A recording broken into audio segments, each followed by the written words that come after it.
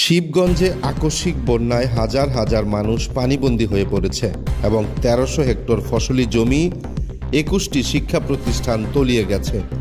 মোহাম্মদ শাহিন, দৈনিক যায় যায় বেলা। দৈনিক যায় যায় বেলা, সত্যের সন্ধানে সারাক্ষণ। হঠাৎ উজান থেকে আসা আকস্মিক বন্যায় শিবগঞ্জের পদ্মা, মহানন্দা ও পাগলা এই তিন নদীর পানি ব্যাপক হারে বৃদ্ধি পেয়েছে। ফলে জেলার শিবগঞ্জ উপজেলার কালাই সহ বিভিন্ন ধরনের প্রায় ১৩০০ হেক্টর ফসলি জমি তলিয়ে গিয়েছে। সেই সাথে ৬টি ইউনিয়নের ৮,৮০০টি পরিবারের ৩৬,০০০ মানুষ ও ১৭টি প্রাথমিক বিদ্যালয় সহ ২১টি শিক্ষা প্রতিষ্ঠান এবং বিভিন্ন ধর্মীয় প্রতিষ্ঠান পানিবন্দী রয়েছে। ফলে বন্ধ রয়েছে শিক্ষা কার্যক্রম ও ব্যাহত হয়েছে প্রার্থনা করার কাজ। তবে জেলা পানি উন্নয়ন বোর্ড বলছেন, নদীর পানি এখনও বিপদসীমার নিচে আছে। শিবগঞ্জ উপজেলা কৃষি সম্প্রসারণ অধিদপ্তরের তথ্য মতে উপজেলার উজিরপুর, পাকা, দুর্লভপুর, ঘোড়াপাখিয়া, ছত্রাজিতপুর, মনাকষা ফসলি জমি ক্ষতিগ্রস্ত হয়েছে। এই ৬টি ইউনিয়নের ১,২৯২ হেক্টর ফসলি জমি পানির নিচে তলিয়ে গেছে এবং প্রায় ৬,৬২৫ জন কৃষকের মাসকালাই, রোপা আউশ, গ্রীষ্মকালীন পেঁয়াজ, চীনা, আখ সহ সবজি নষ্ট হতে বসেছে।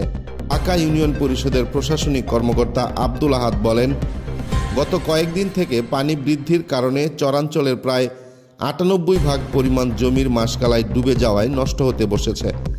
এছাড়া অত্র ইউনিয়নের ৫টি শিক্ষা প্রতিষ্ঠান পানিবন্দী হয়ে গেছে। ফলে শিক্ষা কার্যক্রম বন্ধ রয়েছে। ইউনিয়ন পরিষদের পক্ষ থেকে সাধারণ মানুষের খোঁজ খবর নেওয়া হচ্ছে প্রতিনিয়ত। এছাড়া পানি বৃদ্ধির কারণে ইউনিয়ন পরিষদের চারপাশে পানি চলে আসায় ইউপি ভবনও পানিবন্দী রয়েছে। পাকা ইউনিয়নের কৃষক রফিক, রবিউল, বাউরুল সহ কয়েকজন কৃষক বলেন, ১০ থেকে ১৫ দিন আগে জমিতে মাসকলাই বীজ বুনেছিলাম। হঠাৎ করে পদ্মা নদীতে পানি বৃদ্ধি পাওয়ায় আমাদের সব জমির মাসকলাই ডুবে গেছে। আমাদের অনেক ক্ষতিগ্রস্ত হয়েছি। এছাড়া মনাকষা ইউনিয়নের সহাপাড়া, তারাপুর, ঠুটাপাড়া, হাঙ্গামি ও সিংনগর সহ বিভিন্ন এলাকায় পানি প্রবেশ করায় মাসকালাই চাষিদের ব্যাপক ক্ষতি হয়েছে। মনাকষা ইউনিয়নের আমানুল্লাহ আমান, আবু হোসেন, কসরউদ্দিন, রাইসউদ্দিন, রানীনগরের শামতুল ইসলাম সহ অনেকেই জানান, অনেক আশা করে মাসকলাই বপন করেছিলাম, মাত্র ৪ দিনের বন্যায় সব পানির নিচে তলিয়ে গেছে।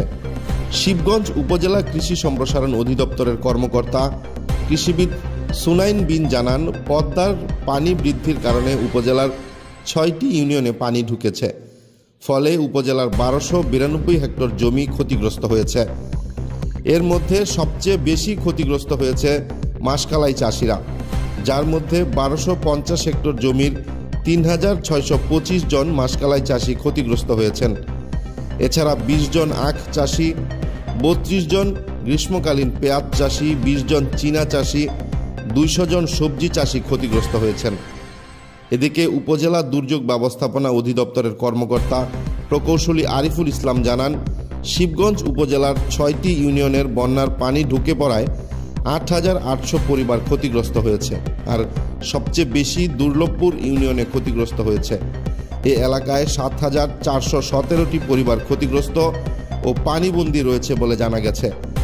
এছাড়া পাকা ইউনিয়নে ৭৫০টি, উজিরপুর ইউনিয়নে ১২৮টি, মনাকষা ইউনিয়নে ৩৪৫টি ও ঘোড়াপাকিয়া ইউনিয়নে ১৫০টি পরিবার ক্ষতিগ্রস্ত ও পানিবন্দী রয়েছে।